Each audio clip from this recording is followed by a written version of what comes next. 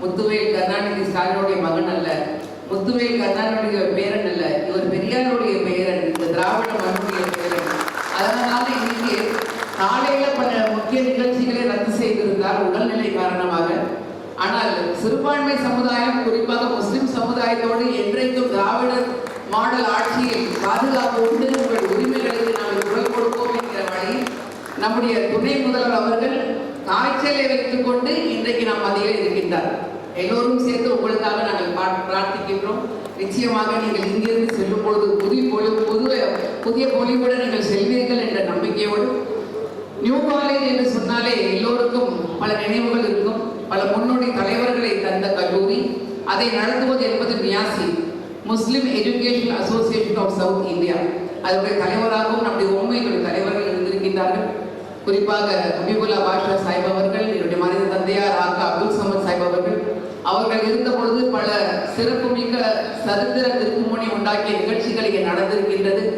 நம்முடைய ஜனாதிபதிகள் இங்கே வந்திருக்கின்றார்கள். வீரமங்கை என்று சொல்லக்கூடிய அம்மையார் இந்திரா காந்தி அவர்கள் வந்திருக்கின்றார்கள். நாட்டினுடைய பிரதமராக இருந்த ராகுல் காந்தி அவர்கள் வந்திருக்கின்றார்கள். நம்முடைய மரியாதைக்குரிய முத்தமிழ் அறிஞர் டாக்டர் கலைஞர் அவர்கள் வந்திருக்கின்றார்கள். நம்முடைய மாண்புமிகு முதல்வர்கள் பல்வேறு நிகழ்ச்சிக்கு வந்திருக்கின்றார்கள். இன்னும் சொல்ல போனால் என்னுடைய மகனுடைய வரவேற்பு நிகழ்ச்சியில் இதே அரங்கத்துக்கு வந்திருக்கின்றார்கள். மியாசியினுடைய தலைவர் ஜனாப் இம்தியாஸ் பாஷா சாஹிப் அவர்கள் தலைமை உரையுடன் ஒரு அழைப்பையும் கொடுத்திருக்கின்றார்கள். நம்முடைய துணை முதல்வர் அவர்கள் நிச்சயமாக அதை ஏற்றுக்கொள்வார்கள் என்ற நம்பிக்கையோடு, அடுத்து நம்முடைய உயர்கல்வித்துறை அமைச்சர் மரியாதைக்குரிய மாண்புமிகு கோவி ஷெலின் ஐயா அவர்களை அழைக்கின்றோம். இன்றைக்கு உயர்கல்வித்துறைக்கு ஒரு முன்னோடி அமைச்சராக, அவரே ஒரு PhD பட்டதாரி, பல்வேறு கல்வி சேவைகளை சிறப்பாக வழங்கி இருக்கக்கூடியவர்கள், இன்னும் மாணவ மாணவியர்களுக்கு தானே ஒரு முன்மாதிரியாக இந்த திராவிட மாடல் ஆட்சியில் சிறந்த சேவையை செய்து கொண்டிருக்கக்கூடிய மரியாதைக்குரிய ஐயா கோவி ஷெலின் அமைச்சர் அவர்களை உரையாற்ற கூட அழைக்கின்றோம்.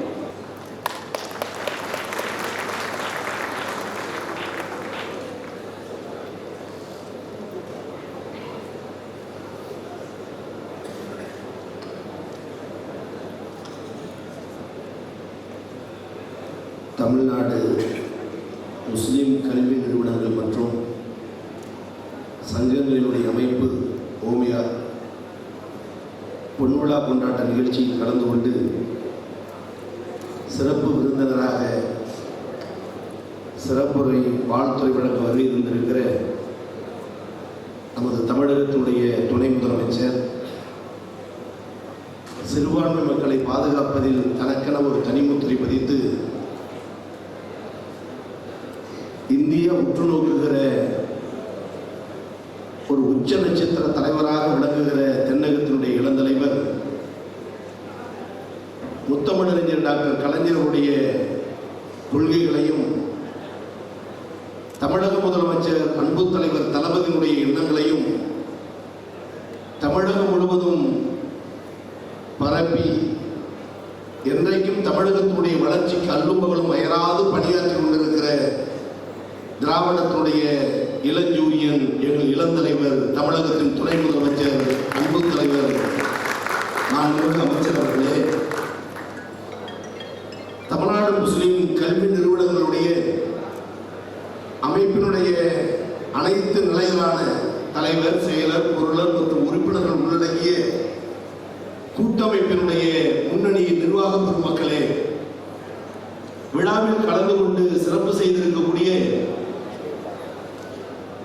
தமிழ்நாடு வக்ஃபு வாரியத்தினுடைய தலைவர் எங்கள் அன்பு சகோதரர் நவாஸ்கனி MP அவர்களே, சட்டப்பேரவையுடைய உறுப்பினர் அருமை சகோதரர் அப்துல் சமத் அவர்களே, இந்த நிகழ்ச்சியிலே கலந்து கொண்டிருக்கிற ஊடகவியலாளர் அன்பு சகோதரர் செந்தில்வேல் அவர்களே, அன்பு சகோதரர் ஃபைசல் அவர்களே, நிகழ்ச்சியில் கலந்து கொண்டிருக்கிற ஏனைய என்றைக்கும் நாங்கள் போற்றக்கூடிய வணங்கக்கூடிய இஸ்லாம் பெருமக்களுடைய ஈடு இணையற்ற அன்பு சகோதரர்களே, சகோதரிகளே, ஜனநாயகத்தின் தூண்களாக நாங்கள் இன்றைக்கும் மதிக்கக்கூடிய போற்றக்கூடிய பத்திரிகை மற்றும் ஊடகத்துறையை சார்ந்த அன்பு நண்பர்களே, தொகுத்து வழங்கி கொண்டிருக்கிற மதிப்பிற்கு மரியாதைக்குரிய ஃபாத்திமா முசஃபர் அவர்களே, உங்கள் அனைவருக்கும் இந்த நேரத்தில்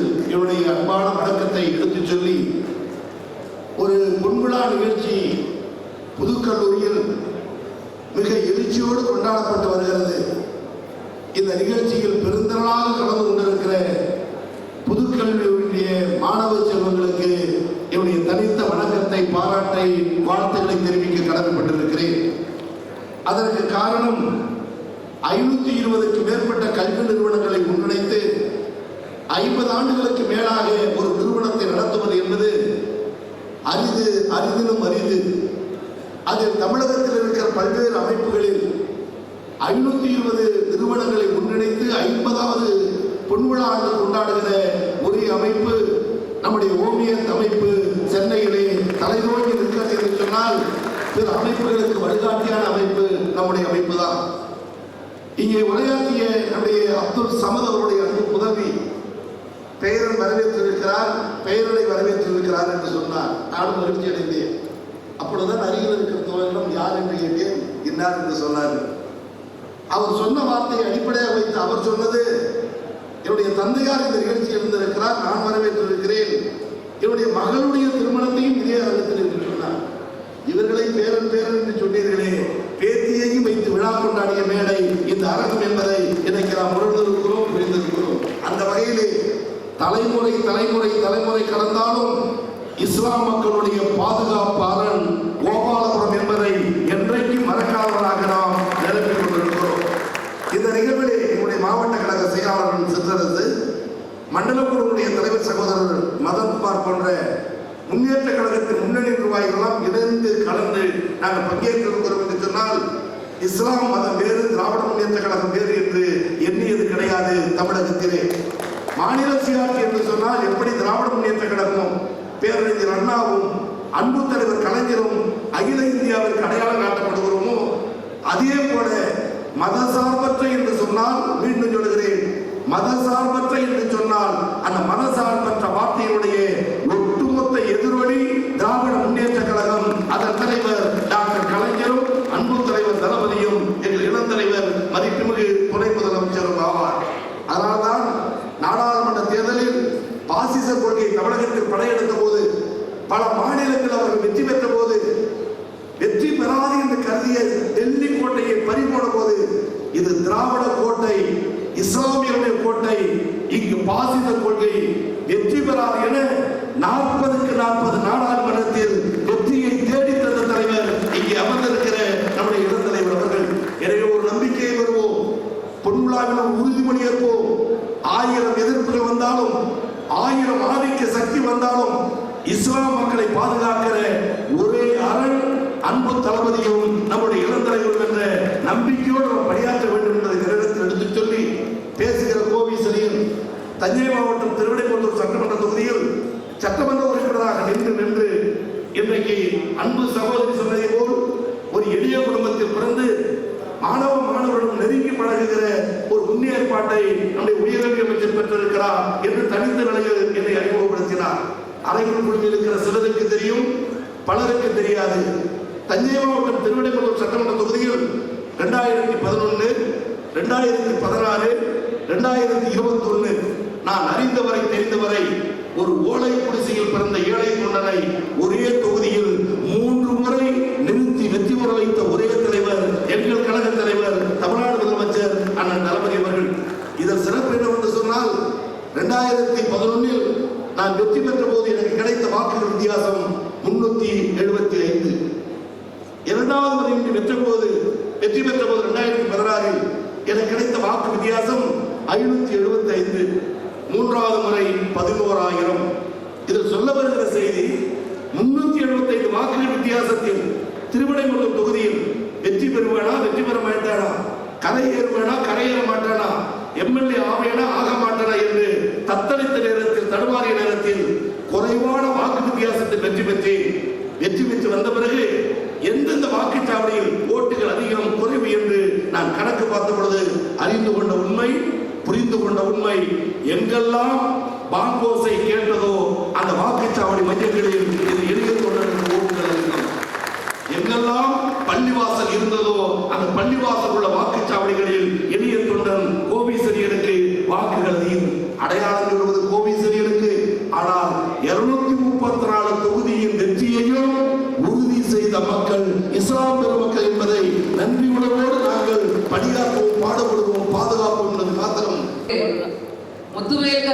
ஸ்டாலின் இஸ் மோர் டேஞ்சரஸ் தென் கருணாநிதி அப்படின்னு சொல்லிட்டு ஒரு வாசகத்தை மீடியாவில் போட்டாங்க.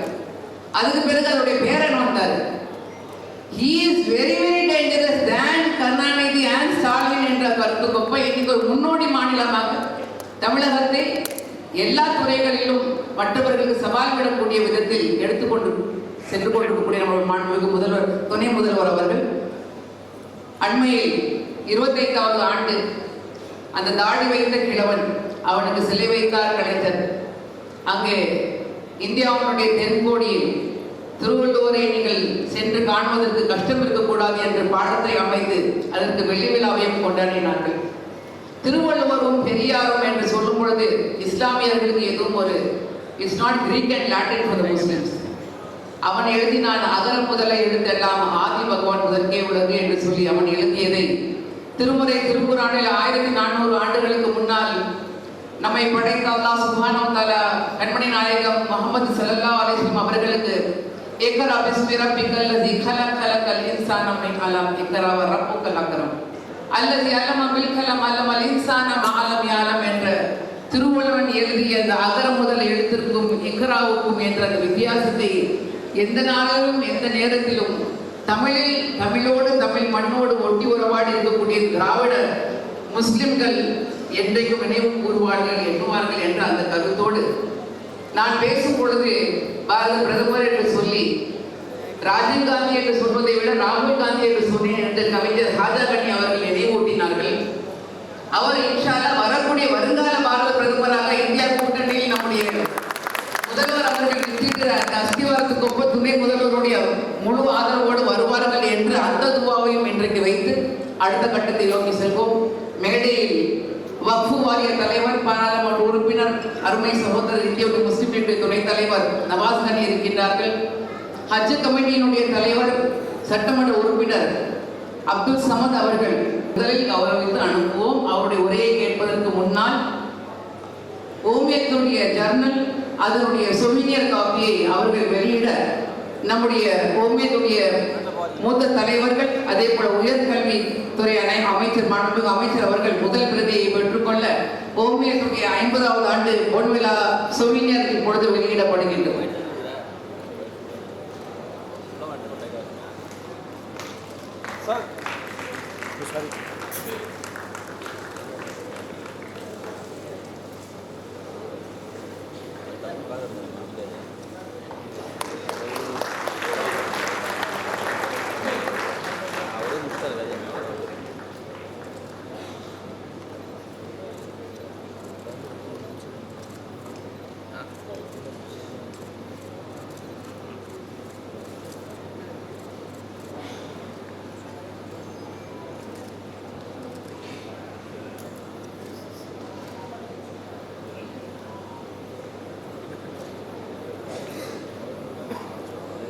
அப்படி போயிடலாமண்ணா?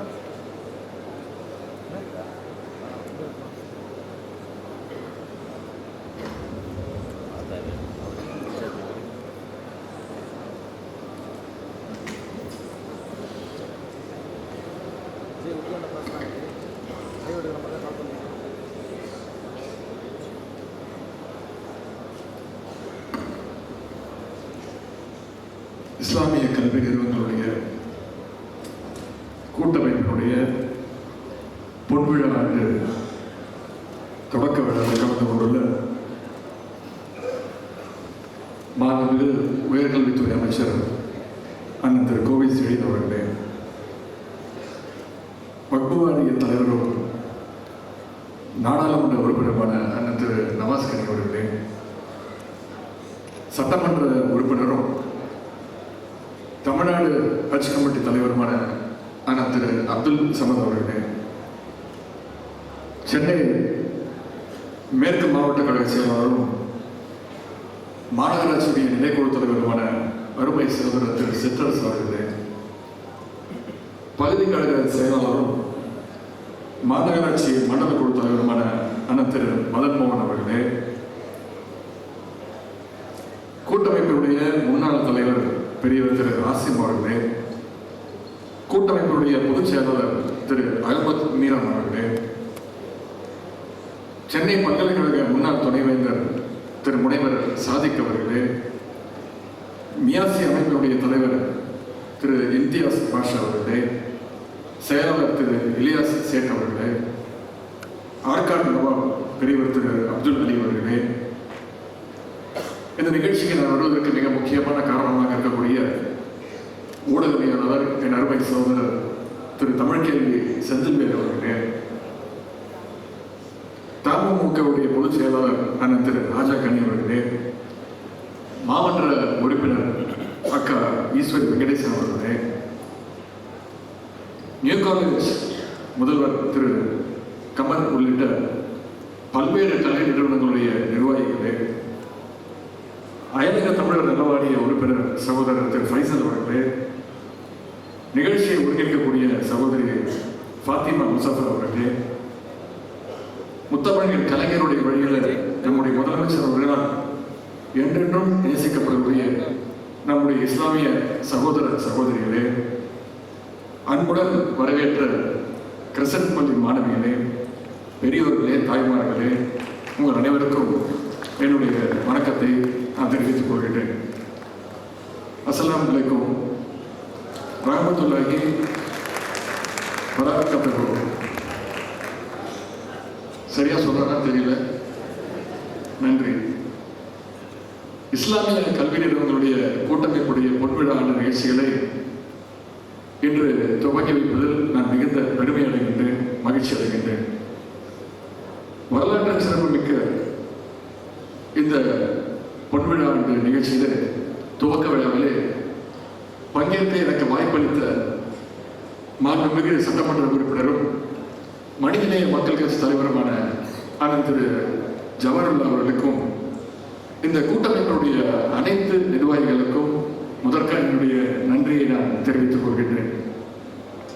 இங்கே அனைவரையும் அறிமுக உரை ஆற்றி வரவேற்ற அருமை சகோதரி அவர்கள் இங்கே பேசும்பொழுது குறிப்பிட்டார்கள், முன்னாள் பிரதமர் இந்திரா காந்தி அம்மையார் இங்கே புதுக்கல்லூரிக்கு வந்திருக்கிறார்கள். அதேபோல் முன்னாள் பிரதமர் திரு ராஜீவ் காந்தி அவர்கள் வந்திருக்கிறாங்க. அதேபோல் முத்தமிழ் கலைஞர் அவர்கள் இந்த புதுக்கல்லூரிக்கு வருகை தந்திருக்கிறார்கள். முத்தமிழ் டாக்டர் கலைஞர் அவர்கள் பலமுறை வந்திருக்கிறாங்க. நம்முடைய முதலமைச்சர் தலைவர் அவர்களும் வந்திருக்கிறாங்க. அவருடைய வழியில் இன்றைக்கு நான் இந்த நிகழ்ச்சியில் கலந்து கொள்ள இங்கே வந்திருக்கிறேன் என்று குறிப்பிட்டிருந்தார். ஏதோ நான் முதல் முறை இந்த கல்லூரி வளாகத்திற்கு வருவது போல அவர் என்னை வரவேற்றிருக்கிறார்.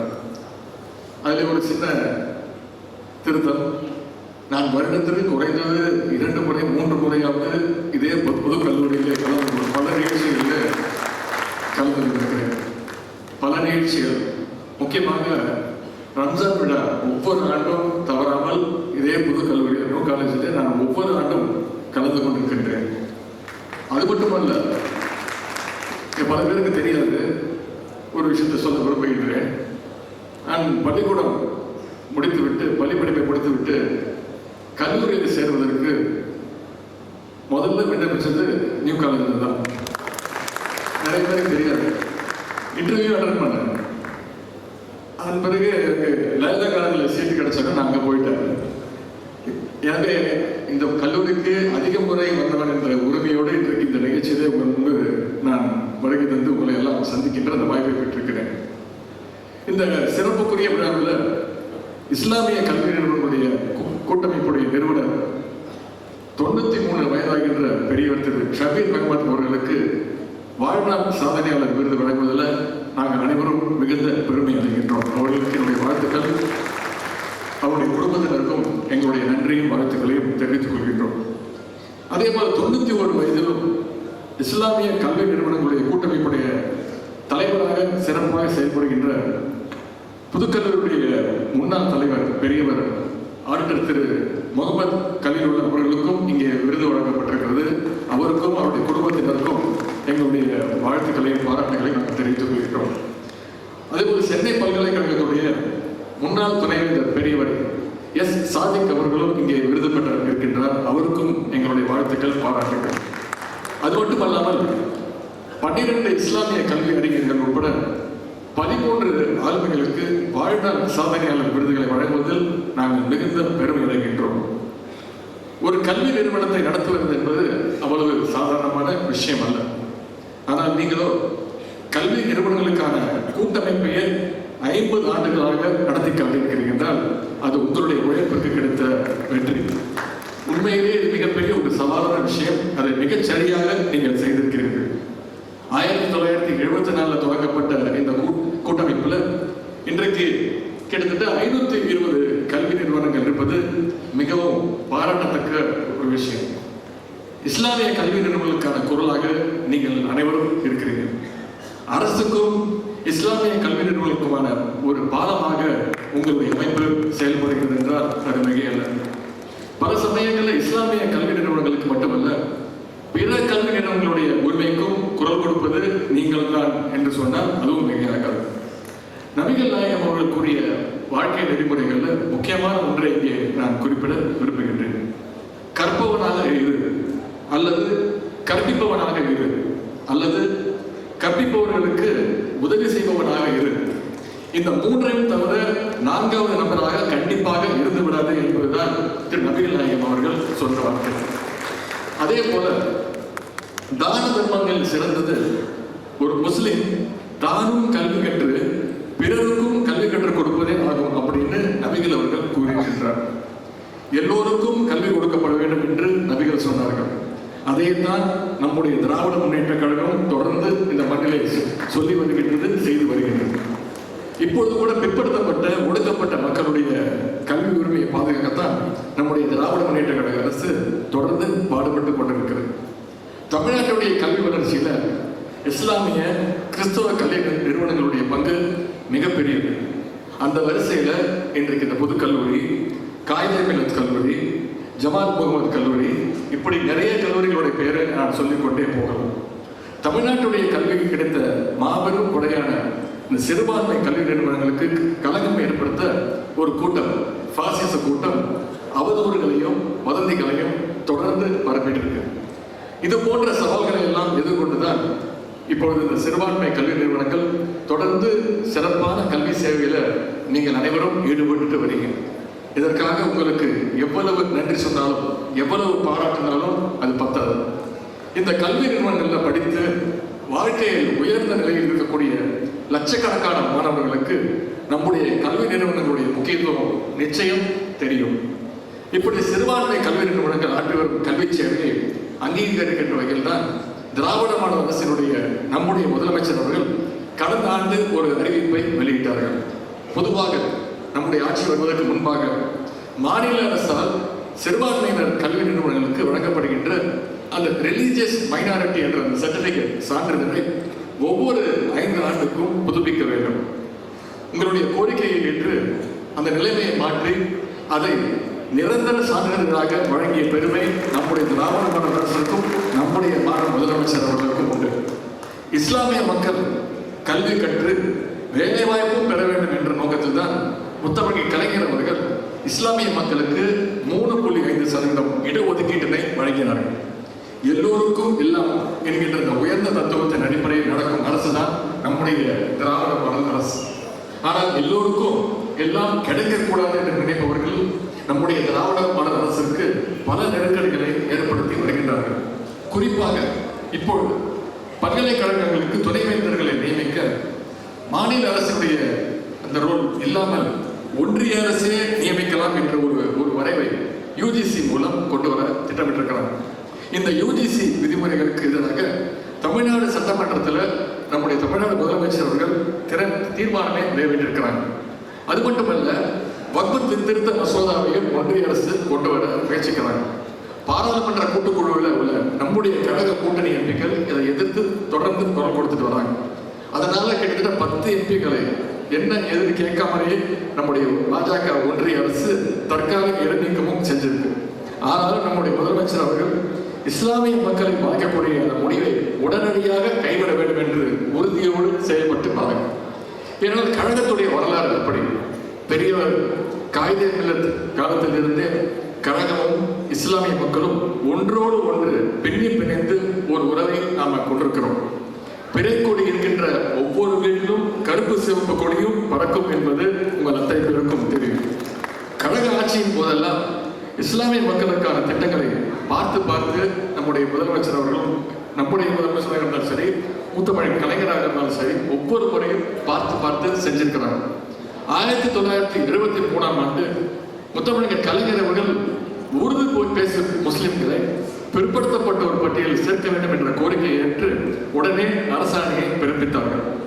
இப்பொழுது 2007ஆம் ஆண்டு கழகம் ஆட்சியில் இருக்கும் பொழுது சிறுபான்மையினர் நல இயக்குநரகம் உருவாக்கியது முத்தமிழர் கலைஞருடைய ஆட்சியில். 2009ஆம் ஆண்டுல கழக ஆட்சி காலத்தில்தான் உலமாக்கல் மற்றும் பணியாளர்கள் நல வாரியம் அமைக்கப்பட்டு பல்வேறு நலத்திட்ட உதவிகள் வழங்கப்பட்டு வருகின்றது.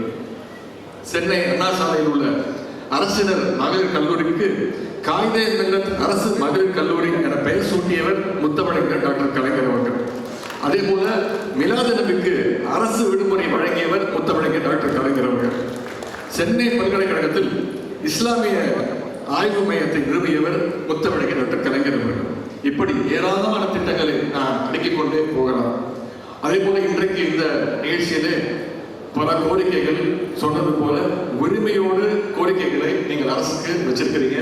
நிச்சயமாக இந்த கோரிக்கைகளை முதலமைச்சருடைய கவனத்திற்கு எடுத்து சென்று நீங்கள் எந்த உரிமையோடு சொன்னீர்களோ அதே உரிமையோடு நாங்கள் நிறைவேற்றி தருவோம். நம்முடைய முதலமைச்சர் அவர்கள் நிறைவேற்றி தருவார், நம்முடைய திராவிட மாடல் அரசு நிறைவேற்றி தரும் என்ற அந்த வாக்குறுதியை நான் இங்கே கொடுக்க விரும்புகின்றேன். எனவே இஸ்லாமிய மக்களுடைய பாதுகாப்புக்கு, உங்களுடைய கல்வி மற்றும் வேலை வாய்ப்புக்கு கழகம் என்றைக்கும் துணை நிற்கும், அயராது பாடுபடும். சிறுபான்மை மக்களும் நமது முதலமைச்சர் அவர்களுக்கு நீங்களும் உரிமையோடு துணையாக இருக்க வேண்டும் என்று உங்களை எல்லாம் நான் கேட்டுக்கொள்கின்றேன். இஸ்லாமிய கல்வி நிறுவனங்களுடைய கூட்டமைப்பு இன்றைக்கு பொன்விழா காண்கின்றது. அதன் கல்வி சேவை இன்னும் பல நூற்றாண்டுகளை காண நான் அன்போடு வாழ்த்தி இந்த வாய்ப்புக்கு நன்றி கூறி விடைபெறுகின்றேன். நன்றி, வணக்கம்.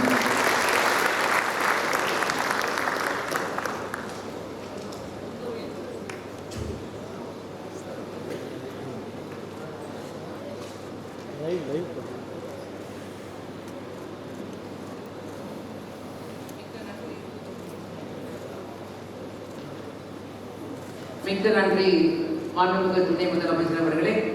உருதுவில் சொல்லுவார்கள் ஆப் ஆயக பஹார் ஆயி அப்படின்னு சொல்லுவாங்க. நீங்க வந்திருக்கக்கூடிய இந்த விழாவில் மேலும் சிறப்பு மெருகூட்டப்பட்டிருக்கு நம்முடைய உரையினால். உங்களுக்கு மனமார்ந்த நன்றியை கூறி ஓமியத்தின் சார்பாக கோரிக்கை மனுவை ஓமியத்துடைய மூத்த தலைவர் ஜனாப் ஹாஷிம் சாப், ஜனாப் அகமது மீரான் சாஹிப் மற்றும் ஓமியத் பொறுப்பாளர்கள் துணை முதல்வர் அவர்களுக்கு கோரிக்கை மனு வழங்குவார்கள்.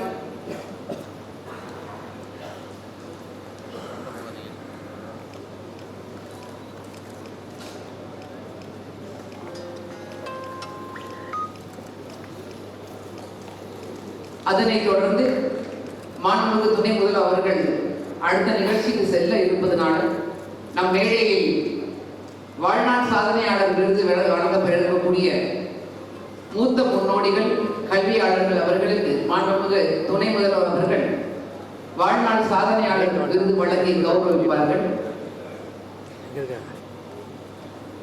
முதலாவதாக ஜனாப் மலக் Mohammed Hashim Sahib, in recognition of his extraordinary contribution to industry, education and social service, serving as founder chairman of the Council of Leather Exports and holding leadership position in many organizations. Beyond his industrial achievements, Malik Muhammad Hashim Sir has been a towering personality in spreading education and philanthropy. As the chairman of KH Educational Foundation and patron of Miasi, Anjuman and Omiyat, he has been instrumental in fostering academic excellence and empowering generation of students. Dr. S. Sadiq Sahib has left an indelible mark in technical education in India, a gold medalist from Annamalai University, a distinguished scholar from IISc Bangalore, a PhD holder from textiles, spinning and publishing. Not only that, he is an educationist and social welfare, leaving an indelible mark in countless lives. Her unwavering commitment to empowering the underprivileged, especially in the field of education, and care for the disabled stands as a testament for her selfless service. அடுத்து பல நிறுவனங்களுக்கு ஓவியத்திற்கு தன்னுடைய அல்லும் பகலும் சேவையை தந்திருக்கக்கூடிய முகமது ஃபசல் அவர்களுக்கு நம்முடைய துணை முதல்வர் அவர்கள் கேடயம் கொடுத்து கௌரவிக்கின்றார்.